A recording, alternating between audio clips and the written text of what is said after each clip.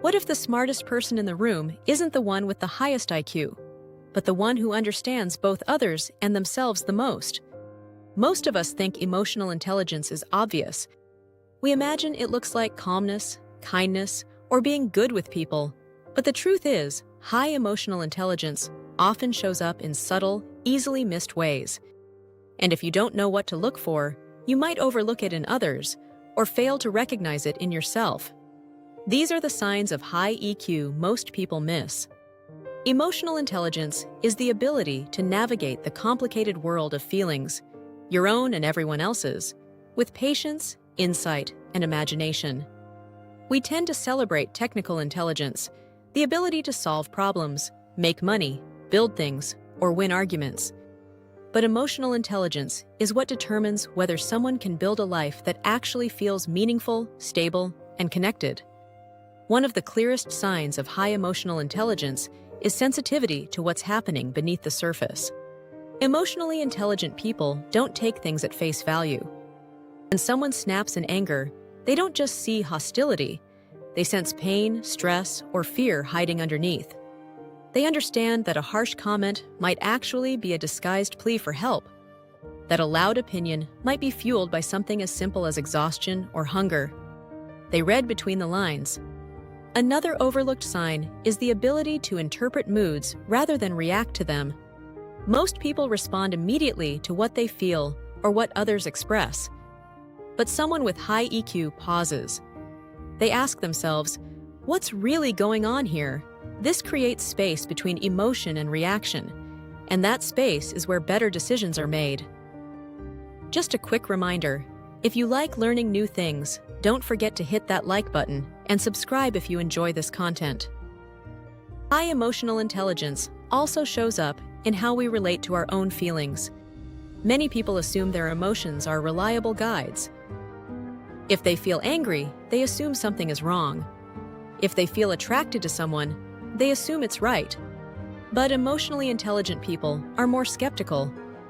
They don't blindly trust their first impulse. They understand that emotions can be misleading. Anger might actually be covering sadness. Jealousy might point to insecurity. Even love and desire can be deeply flawed signals, shaped by past experiences rather than present reality. Instead of immediately acting on feelings, they question them. They get curious about where those emotions are coming from. Another subtle sign is the ability to handle failure with resilience, and even a bit of dark humor. Life doesn't go according to plan. Everyone faces disappointment, rejection, and loss. But emotionally intelligent people don't interpret these moments as proof that they're worthless or doomed. They see them as part of the human experience. They let themselves fully experience failure, but they don't let it break them. There's often a quiet acceptance, a recognition that life is complicated and sometimes painful. And within that, they can even find moments of humor. Not because things are funny, but because they understand that perfection was never the goal. High EQ also includes a surprising appreciation for pessimism. Not blind negativity, but realistic thinking. Emotionally intelligent people don't rely on constant optimism to get through life. They understand that expecting challenges, setbacks, and misunderstandings actually prepares them to handle reality better. This grounded outlook helps them stay steady when things go wrong. Another sign most people miss is that emotional intelligence is learned. It's not something you're simply born with. It comes from reflection, from understanding your past, and from recognizing how your early experiences shaped your reactions. People with high EQ often spend time thinking about why they feel the way they do. They ask difficult questions. Where did this fear come from? Why do I react this way in relationships? What patterns am I repeating? This kind of self-awareness doesn't happen overnight. It's the result of ongoing emotional education. And that leads to one of the most important ideas.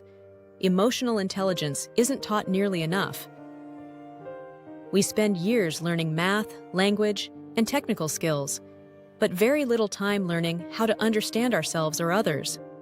As a result, people can become incredibly successful on paper while struggling deeply in their personal lives. This imbalance has consequences. As a society, we've developed powerful technologies, built complex systems, and reshaped the world.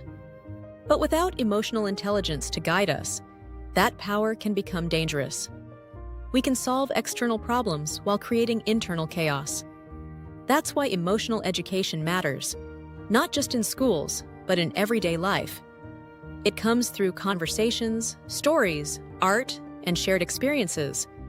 A film, a song, or even a simple moment of reflection can teach us something profound about how to navigate our emotions. The truth is, growth in emotional intelligence is ongoing. It doesn't stop at a certain age or milestone. It requires continuous effort, a willingness to question yourself, to reflect, and to learn from your experiences. So if you recognize these signs in yourself, pausing before reacting, questioning your emotions, reading between the lines, handling failure with resilience, you're likely more emotionally intelligent than you think. In the end, the future, both personal and collective, depends not just on how smart we are, but on how well we understand what we feel, why we feel it, and what we choose to do about it. If you found this video meaningful and interesting, drop a comment below and share your experience. Please don't forget to like, subscribe, and share it with someone who might find this content useful. And as always, thank you for listening, and we'll see you next time.